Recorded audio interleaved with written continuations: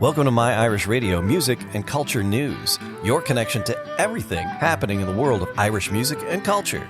I'm Jamie Flanagan.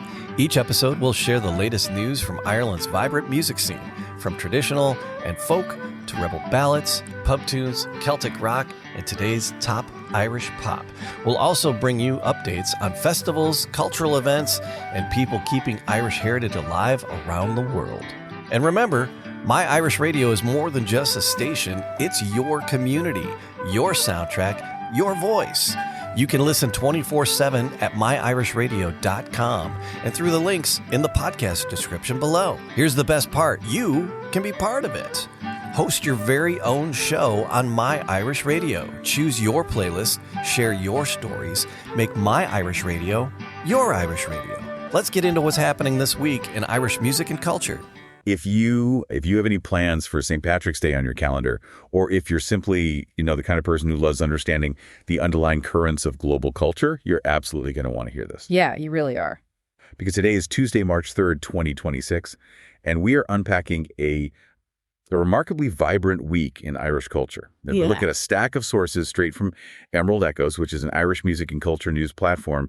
And honestly, the insights here completely change how we might view a modern nation engaging with its own history. It's a really fascinating collection of dispatches. What stands out immediately to me is that this is a culture refusing to flatten itself for a globalized audience. Right. Whether we're looking at archaeological finds, modern cinema, or even, shifts in demographics, there's a recurring theme of a country looking deeply into its ancient past, while simultaneously exporting a very specific, uncompromising version of its art to the modern world. Yeah, that tension between the ancient roots and modern expressions is everywhere in this stack. Yeah. But if you want to sound like the most fascinating person in the room ahead of St. Patrick's Day, this is basically your ultimate cheat sheet. Exactly. It's not just a list of news items. It's a snapshot of a culture in real time. So let's jump right into that tension, starting with today's date. Yeah. Today is March 3rd.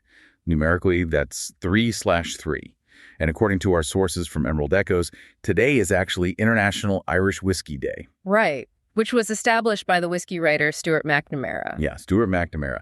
And he didn't just, pick a date in early March to capitalize on the lead up to the 17th. There's a deep structural reason why it has to be the third day of the third month. It all comes down to the rule of threes, which is basically the foundational architecture of Irish whiskey.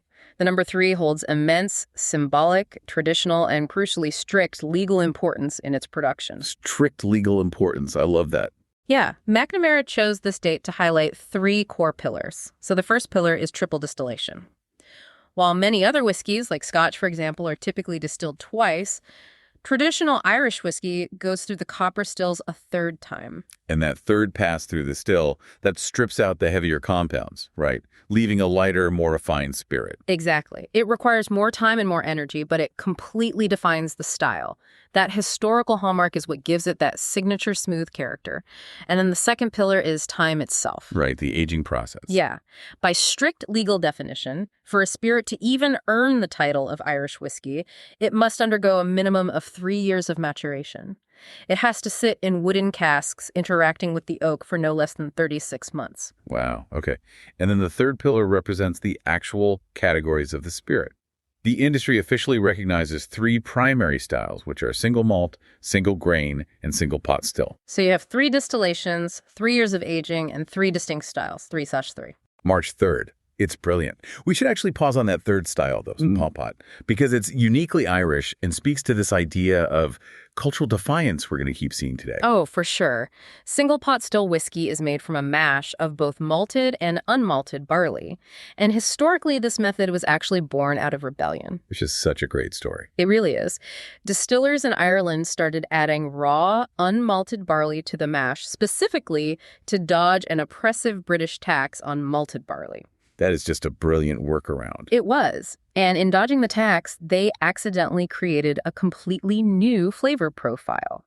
The unmalted barley gives the whiskey a distinctively spicy, almost creamy texture that you simply cannot find anywhere else in the world. It's a perfect example of a rigid tradition born from a very specific historical moment.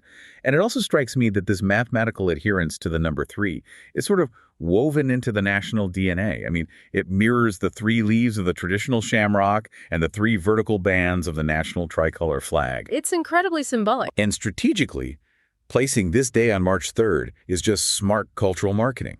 It acts as a 2-week educational runway leading into St. Patrick's Day. It encourages people to slow down and actually appreciate the rigid historical craft of the spirit before the more generalized celebrations take over. It provides an anchor. If you think about the structure of a great narrative, it always has 3 acts, right? Right. The setup, the confrontation, and the resolution. Exactly. Irish whiskey follows the exact same mark. You have the setup of the triple distillation, you have the confrontation, which is the 3 years of the spirit wrestling with the wood of the barrel in the dark, and you have the resolution, which is the final pour of the single malt, grain, or pot still. That is a great analogy. Yeah. And that idea of a narrative being unearthed over time actually links perfectly to the next dispatch from Emerald Echoes. You're listening to My Irish Music and Culture News, brought to you by My Irish Radio, streaming the best in Irish and Celtic music all day, every day. From classic jigs and reels to the latest Irish rock and pub favorites, we celebrate the sound of Ireland worldwide. Want to be more than a listener? Be a host. Share your love for the Irish music by hosting your own show on My Irish Radio. It's easy to get started. Just send us an email, myirishradio@gmail.com. Don't forget, you can listen 24/7 at myirishradio.com. Make My Irish Radio your Irish Radio. The art of storytelling and literally unearthing history is having a major moment right now. You're talking about the archaeological find. Yes. Archaeologists just found an intact Roman pot at an Iron Age site on a headland in Dublin, just sitting there, preserved, overlooking the Irish Sea. The significance of this really cannot be overstated. Finding an intact Roman artifact at an Irish Iron Age site raises profound questions about ancient connections. We have to remember that Ireland, which was known to the Romans as Hibernia, was never formally conquered or incorporated into the Roman Empire. Right. The Romans set up shop next door in Britain, but they never actually crossed the Irish Sea with an invading army. So if there was no Roman occupation, how does a pristine piece of Roman pottery end up buried on a Dublin cliffside? That is the mystery. Was it brought over through direct, unrecorded trade networks? Or was it acquired by an Irish mercenary returning home from serving in the Roman army? Or maybe it was a gift. Finding an artifact intact rather than in shards suggests it was valued. Perhaps it was carefully placed or hidden. It forces historians to completely reevaluate the level of interaction ancient Ireland had with the classical world. It suggests a society that was deeply connected to global trade routes while remaining politically independent. And that desire to look deeply at complex, authentic Irish experiences isn't just happening in archaeology. We're seeing a massive parallel movement in modern storytelling. In the film scene, especially. Yes, the Irish language film scene is experiencing an unprecedented boom right now. And the focus is entirely on non-generic narratives. They aren't trying to emulate Hollywood. They're making films that could only be conceived through the specific linguistic and cultural lens of the Irish language. And they are exporting that specific authenticity globally. Just look at the inaugural Phys Nua Film Festival. Phys Nua, which translates to New Vision, right? Yes, New Vision. It just made its debut in New York. This is an entirely Irish language film festival, playing to one of the biggest, most diverse global markets in the world. It suggests that international audiences are actively craving hyperspecificity rather than watered-down, broadly appealing content. Domestically, there is a similar hunger for highly specific, culturally resonant stories. Irish cinemas are currently packed for a new movie called Saipan. And for those of you who might not follow early 2000s international soccer, we need to talk about the Saipan incident because this was not just a sports story. Whoa, it was essentially a national Shakespearean drama. Exactly. Right before the 2002 World Cup, the Irish national team was training on the island of Saipan.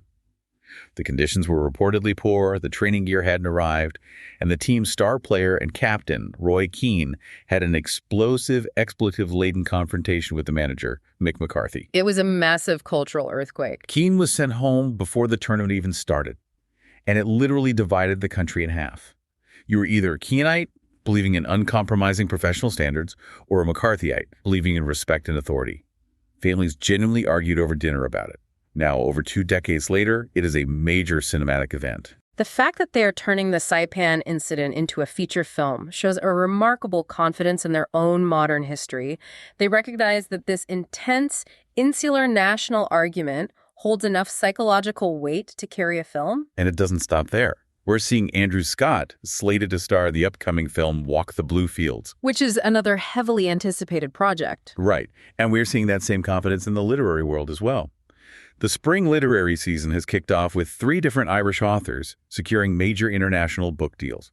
Plus, there is a ton of buzz surrounding a new biography of the beloved Irish broadcaster and poet Pat Inglesby, titled When Pat Met Vivian. Yes, and Inglesby is such a fascinating figure to highlight right now. For decades, he was known for his quirky children's television shows, and then later for literally standing on the streets of Dublin, selling his self-published books of poetry, and just talking to people face to face. He represents a very tactile, highly personal type of communication that feels incredibly rare today. He really does. Highlighting a figure like Inglesby ties into that broader theme we're seeing.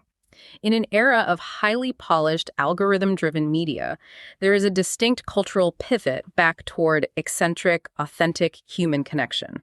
People are seeking out art that feels handcrafted. Which brings us perfectly to the actual sounds of the culture, because this push toward authenticity is playing out massively on stages across the world. The sheer volume of musical activity detailed in the Emerald Echoes report for just the first week of March is staggering. It demonstrates the immense global footprint of Irish music, but also its evolution. We are not just talking about traditional pub sessions here. We are looking at highly sophisticated international touring acts. Let's look at the sheer variety here. On the international front, the Celtic Woman: A New Era tour is heading to the VETS in Rhode Island, blending traditional elements with large-scale modern production. But then on the other end of the spectrum, you have a group like Lunasa. Right. They just played a packed, highly praised show at Sony Hall in New York City. And Lunasa is so interesting because they are a traditional acoustic supergroup. They feature virtuosic players like Dowry Farrell. They don't rely on massive light shows or backing tracks. They command a massive room through pure, complex acoustic musicianship. And that acoustic mastery is drawing huge crowds in major global metropolises. Meanwhile, back in Ireland, the domestic festival circuit is blending these traditions in totally new ways. The Night and Day Festival at Lough Key Forest Park just added Imelda May to their lineup. Which is huge. She's an artist who brilliantly bridges the gap between traditional Irish roots, blues, and rockabilly. We're also seeing the announcement of Women of Air, which is a brand new all-female musical collective. The scene is incredibly diverse right now. You have Dublin's National Concert Hall hosting iconic alternative bands like Franz Ferdinand and Stereolab. And then you have a wave of fresh local releases from artists like Plus One, Burglar, and Cormac Begley. Cormac Begley is a fantastic example. If you haven't heard Cormac Begley play, you have to look him up. He plays the concertina, specifically the bass concertina. He plays this traditional acoustic squeeze box instrument with such visceral rhythmic intensity that it almost sounds like a heavy metal or techno beat. It really does. It's a perfect example of taking an ancient tool and making it sound aggressively modern. But perhaps the most vital aspect of the music news this week is how these sounds are actually being deployed for real-world impact. There's a Spring of Hope concert happening in Dublin featuring a blend of Ukrainian and Irish music. And that's designed entirely to support the UCD Ukraine Trauma Project. It's a profound use of cultural heritage. It really is. It showcases how traditional music is a living tool, not just a museum piece. When you have two cultures that have historically experienced displacement and rely heavily on their folk music to retain their national identity, bringing them together is powerful. Yep. They are using the deep emotional resonance of acoustic traditions to bridge a gap, to provide comfort and offer solidarity to people navigating unimaginable trauma. It is tradition serving a very urgent modern need. So if we look at what we've covered so far, we've explored the rigid mathematical rules of whiskey, the unearthing of Roman history, the revival of the native language in global cinema, and the global power of traditional music. It paints a picture of a culture deeply anchored in its roots. It does. And that brings us to the final and perhaps most surprising dispatch from our stack today. It's a demographic note from a recent report by the Irish Catholic Bishops' Conference. Now, looking at this purely from a cultural and demographic perspective, the data point is highly significant because across much of the Western world, and certainly across Europe, the overarching trend is a steep, ongoing decline in religious adherence. Right. Yet this report indicates that Ireland is bucking that trend in a very specific, fascinating way. They are maintaining comparatively high weekly mass attendance, but the report particularly notes the engagement from younger demographics. And what's interesting is what the report points out about exactly what those younger demographics are looking for, because they aren't asking for the institution to modernize or to water down its teachings to fit contemporary lifestyles. No, not all. The report specifically notes that young Catholics are actively searching for, and I quote, doctrinal solidity. They are intentionally seeking out strict traditional faith structures. If we step back and view this alongside everything else we have discussed today, a fascinating psychological profile of the modern era really begins to emerge. Are you thinking this is a reaction to modern overwhelm?